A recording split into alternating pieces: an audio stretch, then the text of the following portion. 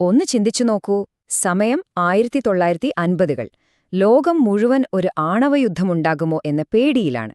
ആകാശത്ത് എവിടെ നോക്കിയാലും ആളുകൾക്ക് പറക്കും തളികകളെക്കുറിച്ചാണ് പറയാനുള്ളത്. ആ ഒരു സമയത്ത് ഞെട്ടിക്കുന്ന ഒരു സിദ്ധാന്തവുമായി ഒരു പുസ്തകം പുറത്തിറങ്ങുകയാണ്. നമ്മൾ പഠിച്ച ചരിത്രം മുഴുവൻ തെറ്റാണെങ്കിലോ? നമ്മളാരും ഈ ഭൂമിയിൽ നിന്ന് ഉത്ഭവിച്ചവരല്ലെങ്കിലോ? ഇതാണ് ആ പുസ്തകം, അന്യഭാഷകൾ, അന്യശരീരങ്ങൾ.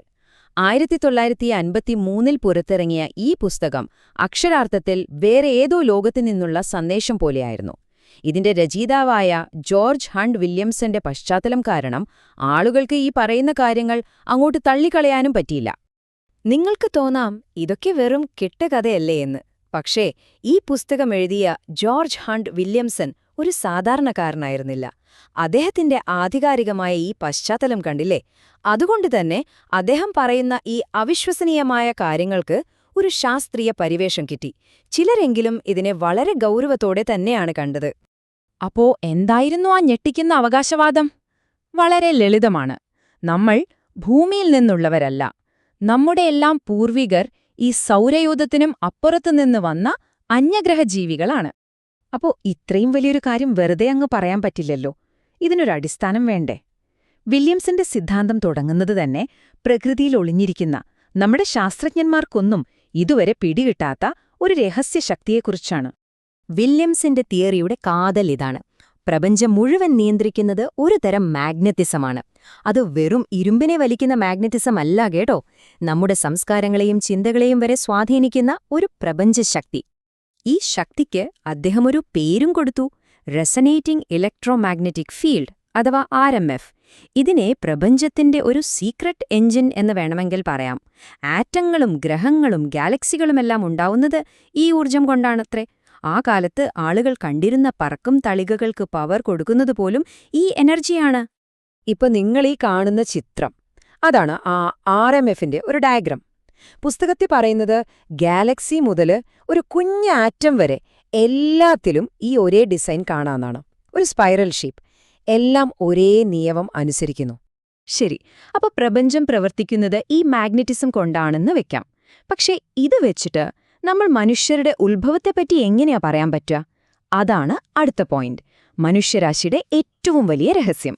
പരിണാമ സിദ്ധാന്തത്തിൽ നമ്മൾ എപ്പോഴും കേൾക്കുന്ന ഒന്നാണ് മിസ്സിംഗ് ലിങ്ക്, അഥവാ കാണാതായ കണ്ണി, അല്ലേ? വില്യംസൺ പറയുന്നത് എന്താന്ന് വെച്ചാൽ, ഈ മിസ്സിംഗ് ലിങ്ക് ഒരു എല്ലിൻ കഷ്ണമോ ഫോസിലോ ഒന്നുമല്ല. അതൊരു സംഭവമാണ്, ഒരു ആത്മീയമായ സംഭവം. ആ കഥ ഇങ്ങനെയാണ് പോകുന്നത്. ഒരുപാട് കാലം മുൻപ് സിരിയസ് നക്ഷത്ര സമൂഹത്തിൽ നിന്ന് ദൈവപുത്രന്മാരെന്ന് വിളിക്കുന്ന ചില ആത്മാക്കൾ ഭൂമിയിലേക്ക് വന്നു. ഇവിടെ വന്ന അവർ ഭൂമിയിലുണ്ടായിരുന്ന ആദിമ മനുഷ്യരൂപങ്ങളുമായി, അതായത് ആൾക്കുരങ്ങുകളുമായി ഇണചേർന്നു. പക്ഷേ ഇതൊരു ശാരീരികമായ ഇണചേരലായിരുന്നില്ല. മറിച്ച് മൃഗവും ബുദ്ധിയുള്ള ജീവിയും തമ്മിലുള്ള വിടവ് നികത്തുന്ന ഒരു ആത്മീയ ബന്ധം സ്ഥാപിക്കുകയായിരുന്നു. അപ്പോ ഇതിന്റെയൊക്കെ ഫലമെന്തായിരുന്നു? അത് നമ്മളാണ്. പുസ്തകത്തിലെ അതേ വാക്ക് കടമെടുത്താൽ നമ്മളെല്ലാം മാലാഖ കുരങ്ങുകളാണ്. അതായത് നമ്മുടെ ശരീരം ഈ ഭൂമിയിൽ നിന്നുള്ളതാണെങ്കിലും നമ്മുടെ ആത്മാവിന് നക്ഷത്രങ്ങളുമായുള്ള ബന്ധമുണ്ട്. ഓക്കേ, അപ്പൊ കഥ കഴിഞ്ഞുവെന്ന് വിചാരിക്കരുത്. ഈ പ്രപഞ്ചനാടകം പണ്ടേ തീർന്നൊന്നല്ല. വില്യംസൺ പറയുന്നത് ഈ അന്യഗ്രഹ ഇടപെടൽ ഇപ്പോഴും തുടരുന്നുണ്ടെന്നാണ്. അതും നമുക്കിടയിൽ ജീവിക്കുന്ന 2 തരം ഏജന്റുമാരിലൂടെ. ആദ്യത്തെ കൂട്ടരാണ് ഹാർവെസ്റ്റേഴ്സ്. ഇവർ ബഹിരാകാശ പേടകങ്ങളിൽ ഭൂമിയിലേക്ക് വരുന്നവരാണ്. പക്ഷേ അതിലും ഇൻട്രസ്റ്റിംഗ് ആയൊരു വിഭാഗമുണ്ട്. അവരാണ് വണ്ടറേഴ്സ്. ഇവർ അഡ്വാൻസ്ഡായ ആത്മാക്കളാണ്. അവർ മനുഷ്യരായി ഈ ഭൂമിയിൽ ജനിക്കാൻ സ്വയം തയ്യാറാകുന്നു. നമ്മളിൽ ഒരാളായി, പലപ്പോഴും സ്വന്തം ഉത്ഭവം പോലും അറിയാതെ മനുഷ്യരാശിയെ ഉള്ളിൽ നിന്ന് സഹായിക്കുക എന്നതാണ് അവരുടെ ദൗത്യം. അപ്പൊ ഒരു ചോദ്യം വരും, ഈ വണ്ടറേഴ്സ് എന്ന് പറയുന്നവർ എത്ര പേരുണ്ടാവും? പുസ്തകത്തിൽ പറയുന്ന കണക്ക് കേട്ടാൽ നമ്മളൊന്ന് ഞെട്ടും. ഏകദേശം 10 മില്യൺ, അതായത് 1 കോടിയോളം പേര്.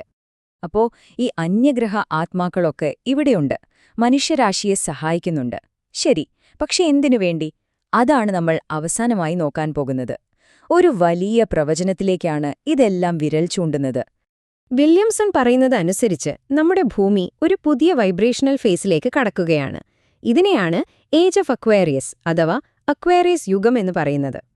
ഈ പുതിയ യുഗം തുടങ്ങുന്നതിന് തൊട്ടു മുൻപ് ഒരു ഗ്രേറ്റ് സെപ്പറേഷൻ, അഥവാ ഒരു വലിയ വേർതിരിവ് നടക്കുമത്രേ. ഇതൊരു തരം കോസ്മിക് ജഡ്ജ്മെന്റ് ആണ്. മനുഷ്യരെ രണ്ടായിട്ട് തരംതിരിക്കും. അതിൽ ആത്മീയമായി തയ്യാറാവാത്ത കളകളെ നീക്കം ചെയ്യും.